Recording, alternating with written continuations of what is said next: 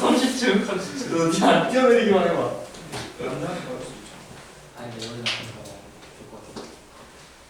자, 이제 기말고사 대비 4번입니다. 그죠?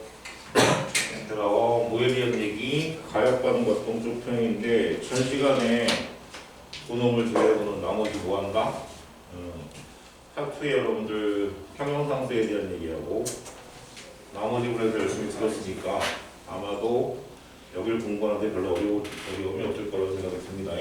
그래서 하나씩 차근차근 설명을 드리면서 갈 테니까 자, 가역반과 동쪽 평형에 대한 얘기가 나오는데 우리가 화학에서 얘기하는 평형은 전부 다 무슨 평입니다. 동쪽 평형 상태다. 그래서 제일 처음에 우리가 정반과 역반입니다. 뭐 예를 들면 A하고 B라는 반응물끼리 반응을 해서 C와 D라는 무한다 생성물을 만든다. 그러면 먼저 우리가 화학 반응식의 왼쪽 부분을 뭐라고 한다? 반응물이라고 얘기한다. 반응물. 그리고 오른쪽에 화살표 오른쪽에 나타난 이 결과물들을 뭐라고 한다? 생성물이라고 얘기를 하죠. 그래서 반응물이 생성물로 변화가 되는 반응은 무슨 반응이다? 정반응이다. 그지? 오른쪽으로 진행하는 반응, 화살표 오른쪽으로 진행하는 반응은 무슨 반응이다? 정반응이라고 얘기를 하고요.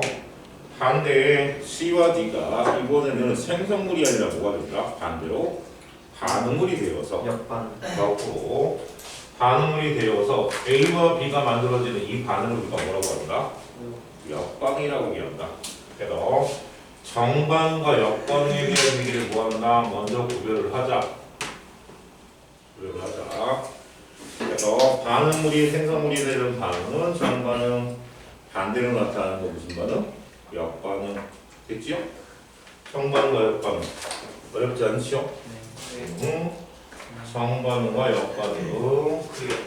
자, 그러면 두 번째 가역반응과 비가역반응이라는 얘기가 무슨 얘기야? 이 정반응과 역반응이 둘 다 일어나는 반응을 뭐라고 한다? 가역반응이고요. 한쪽만 진행이 가는 반응은 뭐다? 비가역반응이다. 그래서 우리가 가역반응에 대한 얘기, 뭐 첫 번째 이렇게 하고 두 번째 갑시다. 자, 가역반응이라고 얘기하네요. 역반응이 가능한 반응이다 라고 얘기를 하는 거다. 역반응이 가능한 반응이다. 그래서 그 얘들이 여러분들이 어디에? 교재에 쭉 얘기가 나옵니다. 종류도 되도록이면 뭐해라? 가역반응은 많이 나올 때마다 암기해도 되게 좋습니다. 왜냐하면 자연상태의 현상을 거의 대부분이 무슨 현상이다? 비가역반응이 많기 때문에 가역반응이 적습니다. 그래서 가역반응이 제일 첫 번째 나온 게 무슨 변화예요? 물의 상태 변화, 그죠? 물의 상태 변화에 대한 얘기가 나옵니다. 자, 물의 상태 변화는 뭐다? 가역반응이다. 그래서 물이 수증기가 되는 반응, H2라고 하는 리퀴드라고 하는 물이 수증기로 변화가 되는 H2의 가스가 되는 반응을 우리가 뭐다? 정반응이라고 한다면 반대의 반응은 뭐에 끝난다? 가스가 다시 뭐가 됩니까? 리퀴드, 액체가 되는 반응을 역반응이라고 한다. 그래서 이 상변화 과정은 우리가 알고 있는 끓는 점이 아니라 어디 아래서도 끓는 점 아래 온도에서는 뭐하다? 가능한 상태 변화다.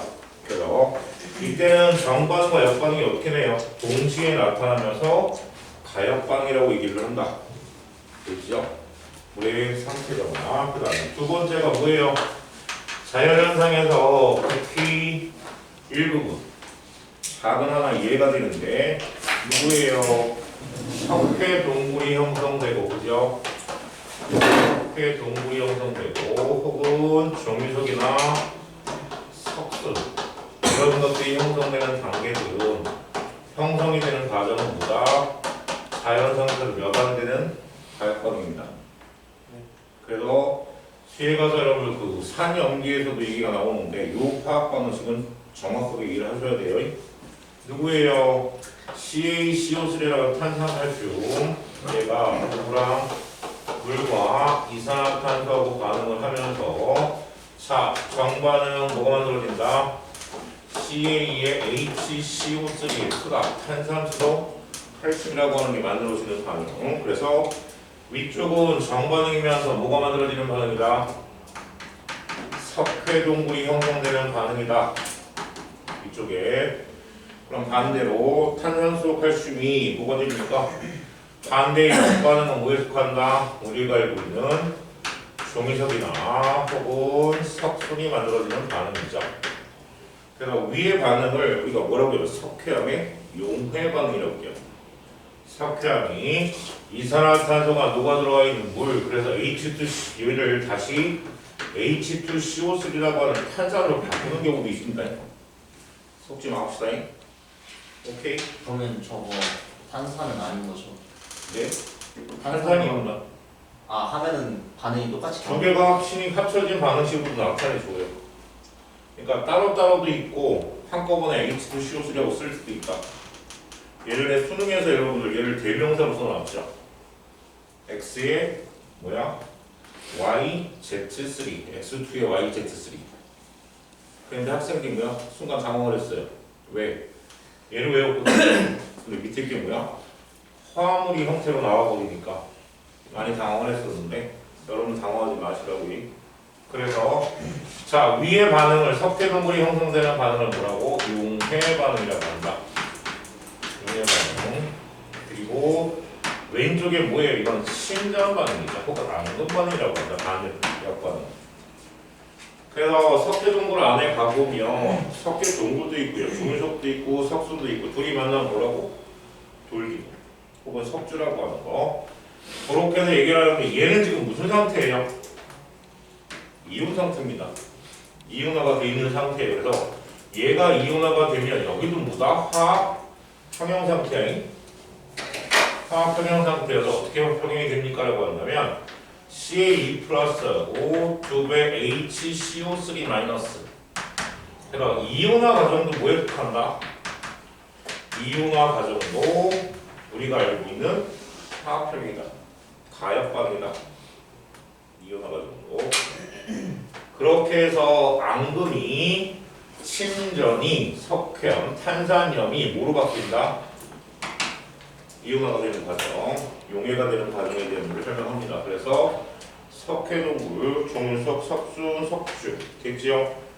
다음 세 번째 나오는 가역 반응에 대한 예가 뭡니까? 라고 한다면 염화코발트에 대한 예가 나오죠. COCl2. 그래서 염화코발트 COCl2에다가 몇 개의 6개의 물 분자입니다. 요거 헷갈릴 수 있어요. 그래서 COCl2에 6개의 물 분자가 같이 들어가 있는 무슨 물? 육상 무수화물이 뭘로 바뀐다? 수화물로 변화가 된다. 그래서 COCl2를 뭐라고 한다? 무수화물이라고 얘기를 하고요. 얘를 우리가 뭐라고 한다?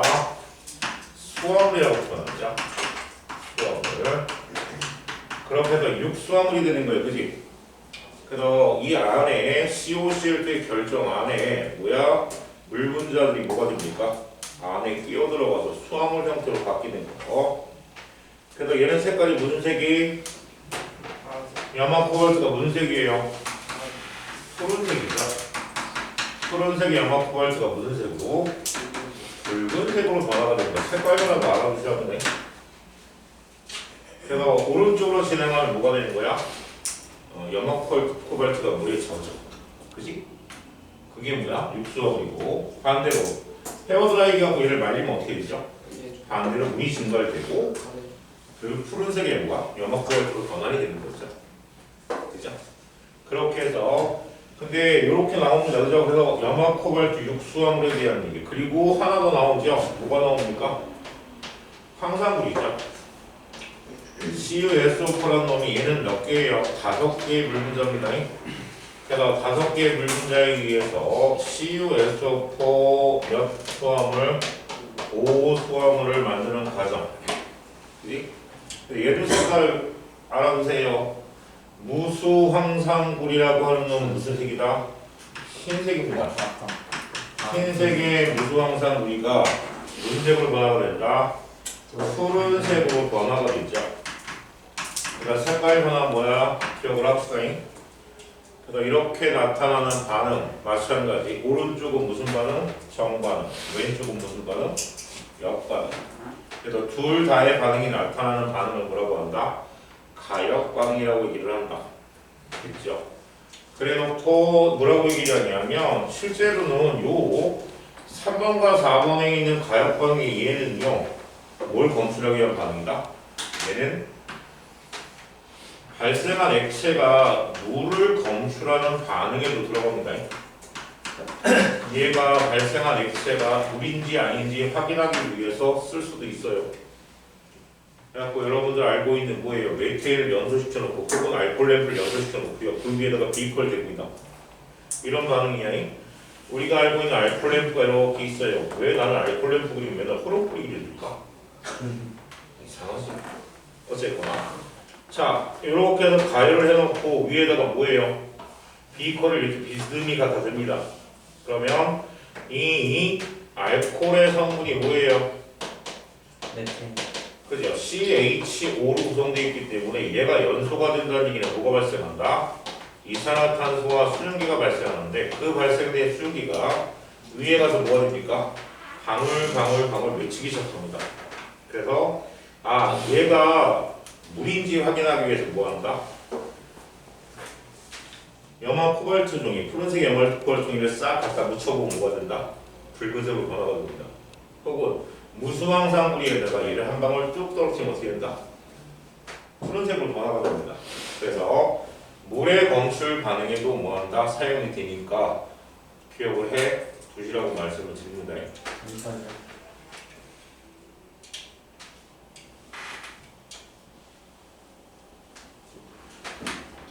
자, 이렇게 해서 두 번째 나와 있는 가역 반응과 비가역 반응, 가역 반응이 이해인데 이거를 반드시 뭐예요? 화학 반응식 통해서 암기하세요. 그런데 되지, 지워되지, 지우지 마. 진짜 보기 좋아. 아주 쓰러지는구나. 됐슈? 됐지요. 어딜? 연을 침착해. 자, 그래서 가역 반응의 예를 쭉 설명드렸습니다. 그리고 넘어갑니다. 자, 가역 반응에 대한 얘기를 설명해 드렸고요. 그러면 이제 뭐에 대한 얘기? 비가역 반응에 대한 얘기 해야 되겠네요. 네. 그래서 가역 반응에 대한 얘기 했으니까네. 그 다음에 뭐야? 비가역 반응에 대한 얘기 할까? 자, 세 번째입니다. 아니다. 요렇게 기억해. 비가역 반응이다. 그래서 비가역 반응은 뭐가 불가능하다? 역반응이 불가능하고 한쪽 방향에만 뭐야? 진행이 되는 거죠. 그래서 비가역 반응은 예를 들면 첫 번째 뭐가 있어요? 라고 한다면 거기에 나와 있는 뭐예요? 첫 번째가 기체가 발생되는 반응이다. 자, 기체가 발생되는 반응들은 우리가 뭐다? 그 기체의 물질수가 되게 커서 확산이 계속 퍼져나가기 때문에 다시 모이기 어렵다. 그지? 네. 그래서 기체가 발생되는 대표적인 예들 뭐가 있을까요? 연소. 그죠? 뭐 연소 반응도 이 안에 들어갈 수 있겠고, 그 다음에 금속과 산의 반응. 그죠? 자, 금속하고 누가 반응한다? 산이 반응하면요, 뭐가 염과 수소기체가 발생됩니다. 이때 발생하는 수소기체는 어디로? 영원히 구멍을 가버릴 테니까. 요거는 뒤에 가서 화학식은 다시 써도 있을 거예요. 종류들만 여러분들 기울일 다 합시다. 그 다음에 또 뭐 있을까? 탄산염? 탄산염이라고 하는 놈하고 누가 반응합니까? 산이 반응하게 되면 염이라는 물질하고 뭐가? 이산화탄소가 뭐한다? 발생을 합니다. 이산화탄소. 그래서 탄산염이 산하고 반응하면 염과 이산화탄소, 그다음에 물의 전기분해, 뭐 열분해 이런 것들이 뭐야? 들어갈 거야. 그래서 기체가 발생되는 반응들이 실제로는 여러분들이 알고 있는 것보다 더 많습니다. 종류들이. 그래서 보통 열에 의한 분해, 열분해도 이 안에 포함이 되겠네요. 그래서 CaCO3, 탄산갈증 누가 합니까? 가열나면 CaO하고가 이산화탄소 기체가 발생합니다. 열에 의해서 분해가 되는 반응들 이런 것들이 뭐다? 기체가 발생되는 반응에 속하니까 기억합시다. 다음 두 번째가 뭐대요? 두 번째가 거기에 나와 있는 거 보니까 앙금 생성 반응이네요. 그죠? 와, 앙금이 생성되는 반응이야 앙금 생성 혹은 침전이라고 하는데, 자, 얘가 이제 요번 시험에서 뭐 한다? 약간의 여러분들을 괴롭히는 상황이 될 수도 있어요. 그래서 앙금 생성 반응의 가장 대표적인 게 앙금이 생성된다는 얘기는 무슨 얘기예요? 이 앙금이라는 게 예를 들어서 이런 거거든요. 자, Na 누구랑 Cl과 AgNO3가 서로 반응을 한답니다. 자, 이렇게 서로가 반응을 해서 NaNO3가 만들어지면서 AgCl이라는 물질이 만들어지게 되면, 야, 얘 이런 반응을 무슨 반응이라고 한다? 덕분에라고 합니다. 예. 화학 반응 띠기, 화학 반응 중에 첫 번째가 뭐냐면 화학 원소와 원소가 결합해서 화합물이 만들어지는 과정. 그 다음에 두 번째가 분해. 세 번째가 치환. 그 치환의 대표적인 얘기가 금속하고 뭐예요? 산이 반응하면 금속 대신에 산이 뭐한다? 산에 수소이온 대신에 누가 금속이 들어가서 수소기체가 발생해 줄 때. 근데 이렇게 서로가 둘 다 분해가 되는 건 뭐야? 복분해라고 얘기합니다. 복분해 반응이 일어나면 AgCl을 딱 째려보세요. 여러분들 보기에는 이게 뭐예요? 이온결합 물질이에요. 그죠? 이온결합 물질인데 그럼 뭐에 용해가 되면 뭐가 돼야 되는데? 이온화가 돼야 되는 거지. 근데 얘가 앙금이다 혹은 침전으로 있는 이유는 뭐 때문에 그렇다? 너무 결합력이 강해. 그죠? 서로의 결합력이 굉장히 강합니다. Ag와 Cl의 결합력이 너무 강해서 물 분자가 얘네를 떼어낼 수 있다 없다? 없다. 없는 상태인 거죠. 아, 그래서 생각하기에 뭐라고 한다? 아, 앙금이라고 하고 침전이라고 하는 건 어디 상태에서 우리가 수용의 상태에서 보통 얘기를 하거든요.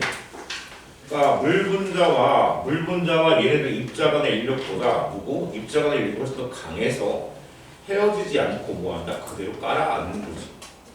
얘를 우리가 뭐라고? 앙금이라고 얘기한단 말이야. 근데 앙금의 종류들을 저 여러분들한테 가르쳐드리면 암기를 하면 참 좋겠는데 쓸데기 없는 것 같아서 몇 개만 설명합니다.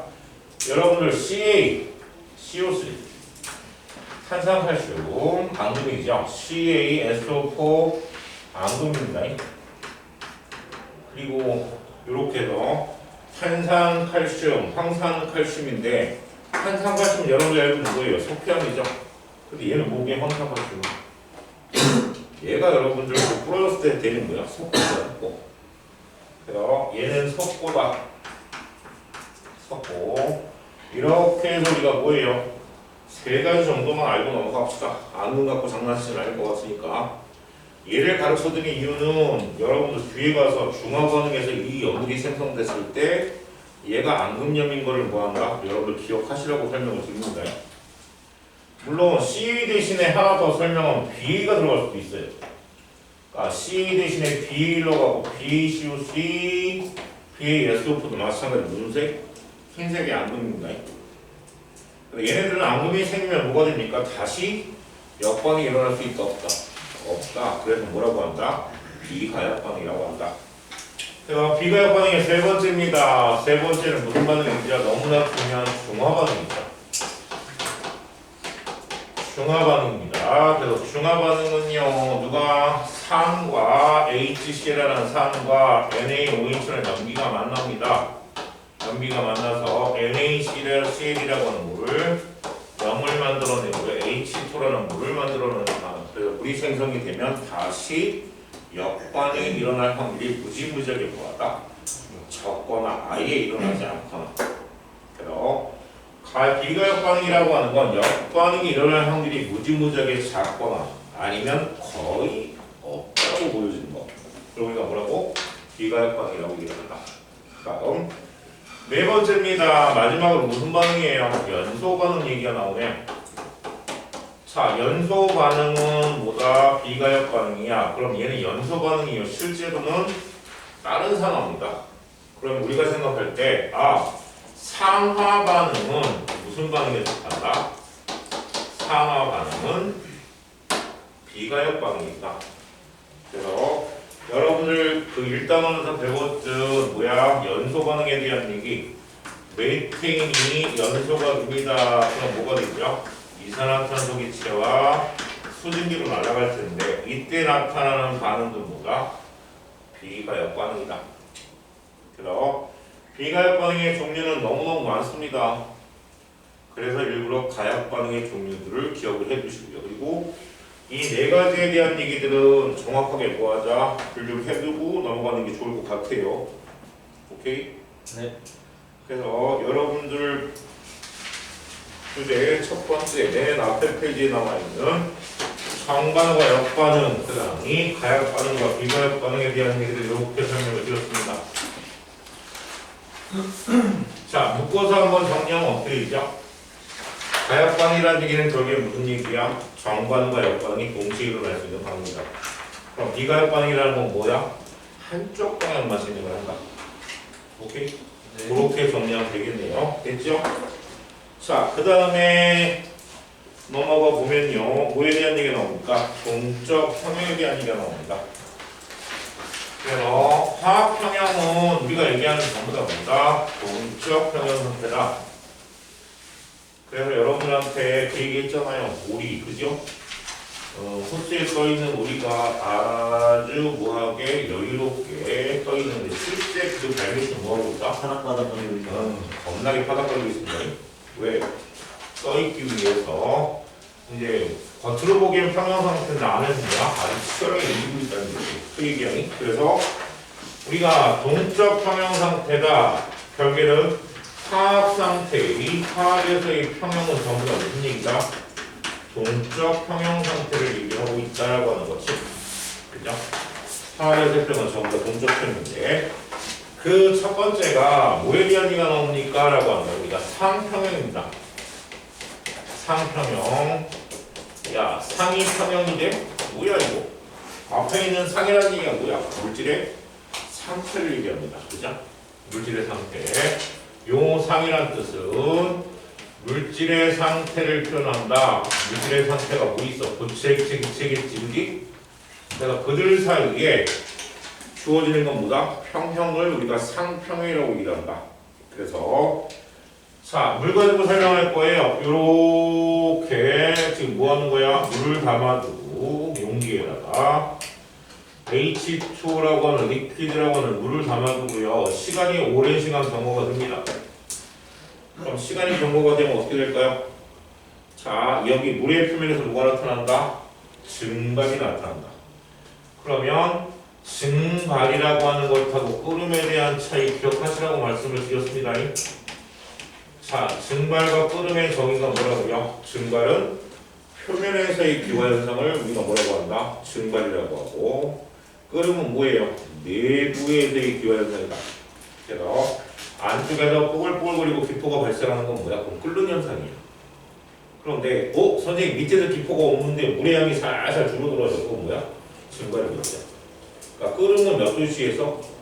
끓는 점에서 나타나는 현상이고요. 증발, 끓는 점까지 올라가지 않아도 나타날 수 있는 현상이다. 그래서 실제로는 증발이 된다는 얘기는 무슨 얘기입니까? 라고 한다면 요 옆에 있는 물 분자 사이 인력을 표면에 있는 물 분자가 뭐야? 도망을 가버리는 거예요. 끊어놓고 인력을 끊어버리고 뭐한다? 도망가는 현상을 우리가 뭐라고? 증발이라고 한다. 그러면 뭐를 변하는 거야? 증기를 변합니다. 우리가 그걸 수증기라고 하잖아요. H2O 가스로 변하는 이 상태를 우리가 뭐라고? 증발이라고 얘기를 한다. 그런데 그 증발된 수증기가 방향을 잘못 잡고요. 뭐가 됩니까? 기체니까 무분별한 뭐야?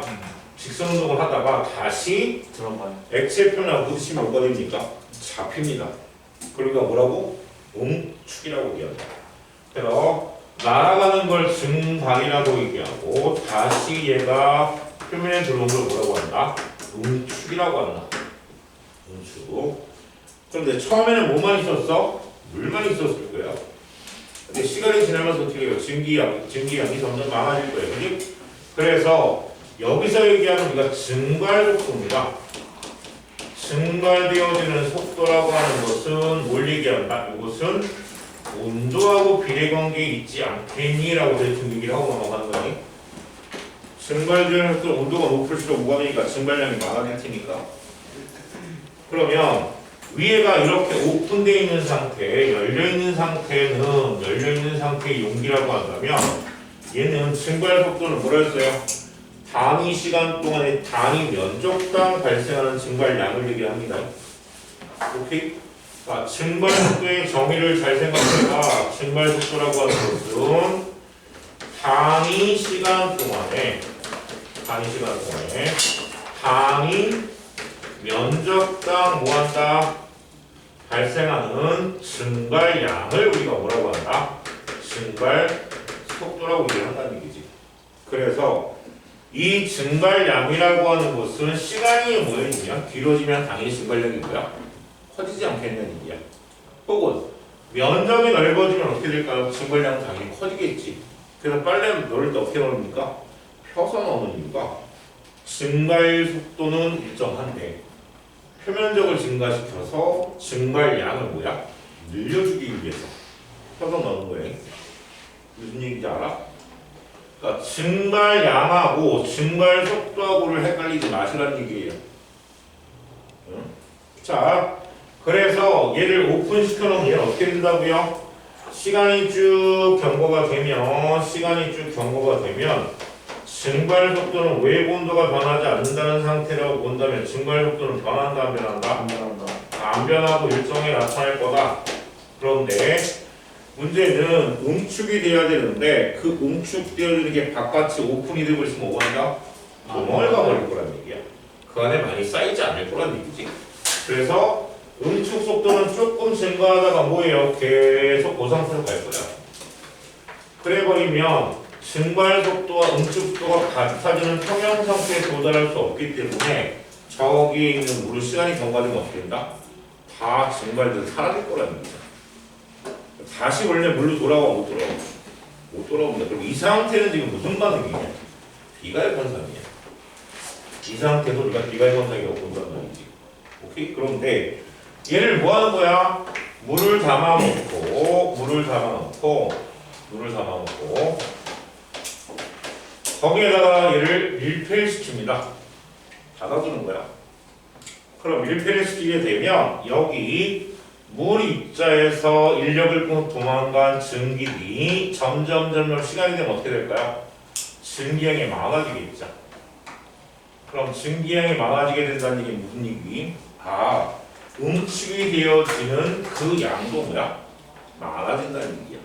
그래서 요 상태가 되면 어떻게 된다고요? 두 가지 얘기할 거예요. 첫 번째, 자, 시간에 대한 속도의 관계를 본다면 증발 속도는 변하지 않아. 증발 속도는 변하지 않는다고 보고요. 그리고 뭐한다? 응축 속도가 어떻게 됩니까? 쫓아 올라가다가 뭐한다? 같아져요. 그래서 얘를 우리가 뭐라고요? 응축 속도라고 얘기한다면 요 시간 t 전까지는 얘가 무슨 상태? 불포화 상태일 거야. 불포화 공기겠죠? 수증기가. 제가 불포화 상태였는데 이 뒤에 가게 되면 어떻게 되죠? 증발 속도, 응축도 같아지게 되면 물의 표면은 어떻게 돼요? 움직이지 않는 것처럼 보입니다. 하지만 실제로 뭐야? 증발되어지고 응축되어지고 겁나게 뭐하고 있다? 움직이고 있습니다. 그래서 물의 수면이 변화가 되지 않는다. 그래서 여기를 우리가 무슨 상태다? 상평형이라고 얘기하는 거죠. 상태평형이다. 상평형 상태에 이르렀다고 얘기를 하고요. 그러면 자, 우리가 이렇게 얘기할 수 있겠네요. 선생님, 그러면 처음에 H2O 반응물의 양하고 생성물의 양에 대한 얘기를 우리가 그래프를 그리면 어떻게 될까요? 시간에 대해서 반응물이라고 하는 H2O 누구? 리퀴드의 양은 어떻게 될까요? 줄어들 거예요, 점점. H2O 리퀴드, 액체의 양은 점점 감소하지 않겠다는 얘기. 그러다가 변화가 되지 않습니까? 그런데 H2O의 가스는 처음에 있었어, 없었어? 없었을 거야. 그러다가 뭐가 되죠? 얘도 증가하다가 더 이상 양이 변하지 않는 상태. 그래서 반응물과 생성물이 같이 뭐한다? 공존을 하고 있고요. 그죠? 그리고 그들의 양이 변한다 안 변한다? 변하지 않는 상태. 아 그렇군요.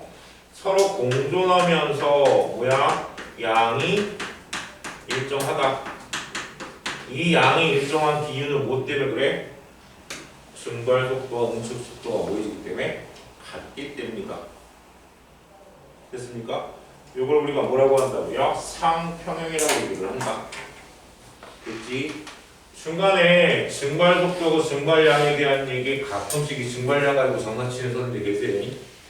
꼭 한번 기억을 해두고요. 그리고 우리가 화학평형, 상태평이라고 하는 것이 시간에 대한 속도 그래프, 시간에 대해서 나타나는 속도의 그래프와 그 다음이 물질의 양에 대한 그래프 두 가지로 표현했을 때 누가 속도고 누가 양인지 파악하셔야 합니다.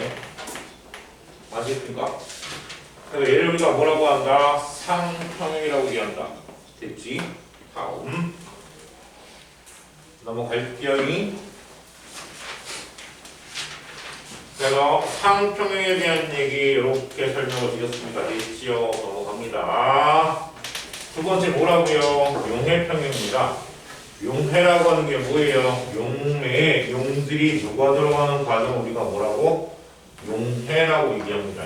그래서 두 번째, 자 무슨 평형? 용해평형.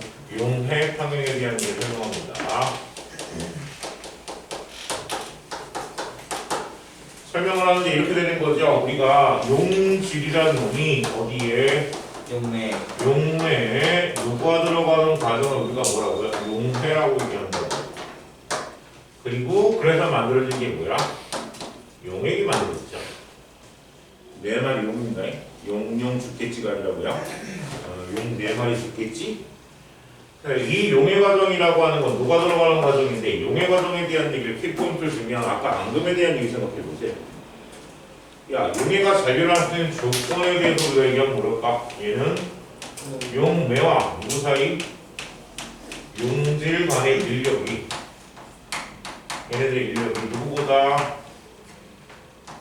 용매와 용매 사이 인력 그리고 용질과 용질 간의 인력보다 뭐야? 크거나 같은 조건이래야지 뭐한다? 용해가 일어날 수 있다고 얘기를 합니다.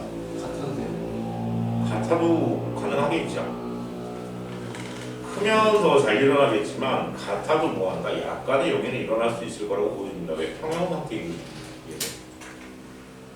그래서 용질 간의 인력보다 뭐야? 용매와 용질 간의 인력이 더 크거나 같은 조건이라면 용해는 뭐한다? 일어날 거다. 그래서 근데 이때 용해가 일어나는 과정에서요, 여러분들 기억하시려나요? 용매화 과정에 대한 얘기? 용매가 용질 입자를 뭐하는 거?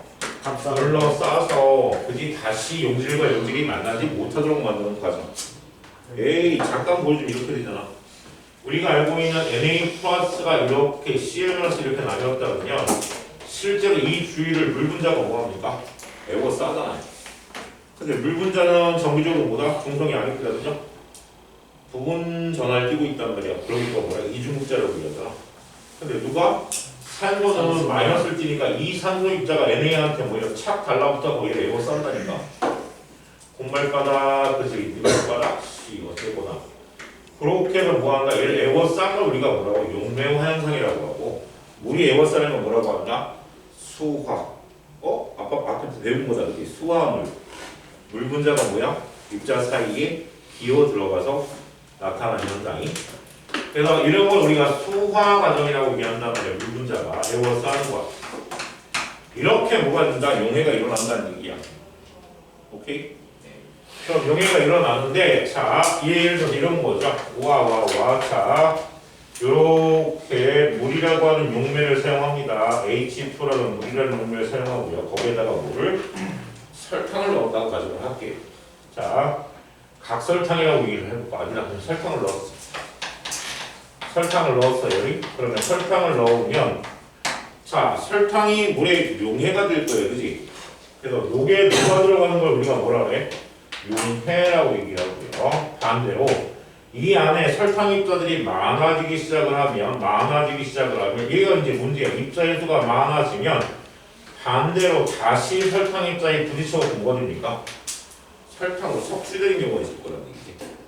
그래서 물 사이로 빠져나가는 걸 용해고요. 반대로 이렇게 설탕 입자가 붙어서 다시 설탕 분자가 되는 걸 뭐라고 한다? 석출이라고 한다. 석출.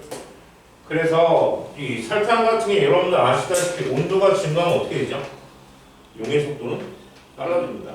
얘가 무슨 반응이니까? 반응 자체가 흡열 반응이기 때문에.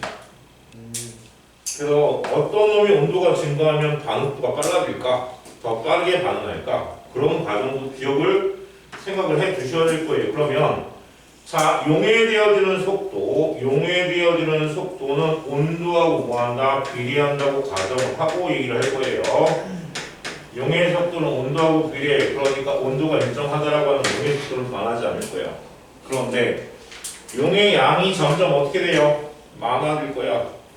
안에 누가 들어가 있나? 그러면 반대로 뭐가 되겠죠? 반대에서 올라가고 있는 석출 속도가 따라서 뭐가 됩니까? 점점 올라가다가 뭐가 되니? 빵 부딪히는 거지. 서로 같아지는 거니? 그래서 석출 속도가 같아질 때 그 상태를 우리가 뭐라고 한다? 용해 평형이라고 합니다. 요 상태 같아지는 상태를 우리가 뭐야? 용해 평형이라고 하고 이 안에서는 선생님 안 움직이나요? 노. 격렬하게 뭐죠? 용해가 일어나고 격렬하게 속출이 되는 과정이 같아지기 때문에 오케이? 우리가 보기에는 이 크기가 변하지 않는 것처럼 보이지만 살짝 과포화 됐다가 포화되지 않나요? 과포화 상태에다 포화 상태를 만드는 과정은 그건 불포화 상태를 뭐한다? 온도를 아주 천천히 낮춰야 합니다. 석출 속도가 그거 설명해 주시면 돼요. 석출 속도가 일정 부분 석출 속도가 일정 부분 빨라지는 경우도 있잖아요. 그거는 아주 특별한 얘기이기 때문에 그리고 일부러 조작을 하죠. 물론 관해각 상태도 존재합니다. 근데 그런 예외적인 경우들에 대해서는 지금 설명을 안 하고 있어요. 여러분들 그냥 리니어한 이상적인 경우만 지금 얘기를 하고 있으니까. 그랬을 때, 자, 요 안에 있는 설탕 입자의 양, 설탕 분자의 양과 용해되어 있는 설탕 입자의 양, 그것들이 뭐한가? 나중에는 양이 일정하게 유지가 된다는 얘기지. 그걸 우리가 뭐라고? 용해 평형 상태라고 해요. 됐죠? 자, 그래놓고 세 번째, 그렇다면 우리가 상태평이나 용해평형을 통해서 화학평형이라고 하는 것에 대한 얘기를 우리가 얘기를 하자. 화학의 평형 상태라고 하는 것은 무슨 평형이다? 정적인 평형 상태가 아니라 동적인 평형 상태다. 예를 들어 동적 평형 상태다. 그래서 동적 평형 상태이기 때문에 화학평형이라고 하는 것은 어떤 조건이 나타납니까? 라고 하는데 설명을 뭘로 하죠? 예로 하자. NO2라고 하는 이산화질소가 있대. 근데 얘가 어느 쪽으로? 가역 반응이네요. N2O4라고 하는 놈으로 바뀐다고 합니다. 그래서 NO2의 색깔이 무슨 색깔? 눈에 띄게 하기 위해서 얘를 적갈색입니다. 그죠? 적갈색. 그리고 얘가 무슨 색? 무색이에요. 무색. 그러면 처음에 이 적갈색의 뭐가? 적갈색의 NO2를 시험관에 넣어놓고요. NO2 기체를 시험관에 넣어놓으면 적갈색의 NO2 기체를 시험관에 넣어놓으면 시간이 경과되면 어떻게 되죠? 얘는 정반응이 우세하게 나타나기 시작을 합니다. 그죠? 그래서 적갈색이 점점 어떻게 될까요? 터지겠죠? 이 적갈색이 시간이 경과가 되면 어떻게 되냐면 점점 뭐가 된다? 색깔이 옅어집니다. 근데 옅어지다가 다시 무색이 되나요? 무색까지 안 갑니다. 왜 그렇죠? 정반응의 속도와 역반응의 속도가 같아서 이 둘의 양이 뭐하다? 일정해지기 때문에 색깔이 약간 옅어지다가 거기서 변하지 않는 거예요. 그 상태를 우리가 뭐라고? 화학평이라고 얘기할 수 있다는 얘기죠. 왜? 일부는 적갈색을 띠고 있는데 일부는 얘로 바뀌어서 무색이 되니까 색깔이 점점 뭐야? 희석이 될 거라는 얘기야. 오케이? 자, 그래서 적갈색에서 무색으로 변한 얘를 보고 우리가 얘기할 수 있는 게 뭡니까? 라고 한다면 첫 번째, 화학평이라고 하는 특징이요. 그 첫 번째로 얘는 뭐다? 정반응의 속도와 뭐가 같아진다? 역반응의 속도가 같은 상태를 우리가 뭐라고 한다? 화학형이라고 얘기를 해. 정반응에서 역반응의 속도가 같아지는 상태. 그 다음이 두 번째 그렇다면 자 화학형의 상태는요 반응물도 있고 누구도 생성물도 있어야 돼. 생성물이 어떻게 된다? 서로 공존한다. 한쪽만 있으면 그건 뭐야? 비가역 반응이다. 이거 화학 변화 상태는 아니라는 얘기죠. 거기에다가 하나 더 세 번째 뭐라고 얘기할 수 있는 거야? 뭐라? 얘는 반응물과 생성물의 뭐가 농도가 뭐해야 된다? 일정 해야 한다. 양이 일정해야 된다는 얘기야, 그치? 그러니까 반응물과 생성물의 농도가 일정한데 우리가 알고 있는 이 화학평행 세계는 평형상수? 평형상수는 뭐하고 관계없다? 온도에만 받는다. 그지? 네 번째. 자, 평형상수의 길을 쓱 꺼낸 이유가 뭡니까? 라고 한다면 요거는 전 시간에 화투로 설명을 드렸기 때문에 K 얘는 뭐야? 온도에 영향받는다. 자, 평형상수가 뭐대요? 라고 하는 정의만 내려드리고 합니다. 평형상수 K라는 얘기는 반응물의 뭐야? 평형농도의 반응물의 평형상태의 농도의 곱한값분의 생성물의 평형상태의 농도를 곱한 크기의 비다. 그 비를 뭐라고 한다? 평형상수라고 얘기하고 그 값은 온도에 의한 변화지 농도나 다른 거에 의한 변화가 된다 안 된다? 안 된다라고 얘기하는 거죠. 됐습니까? 여기까지가 뭐다? 우리가 쭉 설명드렸던 동적 평형에 대한 상평형 그리고 용해평형, 화학평형에 대한 얘기들입니다. 됐죠? 일단은 맨 앞에 있는 지금 가역 반응과 동적 평형에 대한 얘기는 정리를 했습니다. 물론 여러분들이 나중에 문제를 잘 치면 또 보셔야 되겠죠? 네.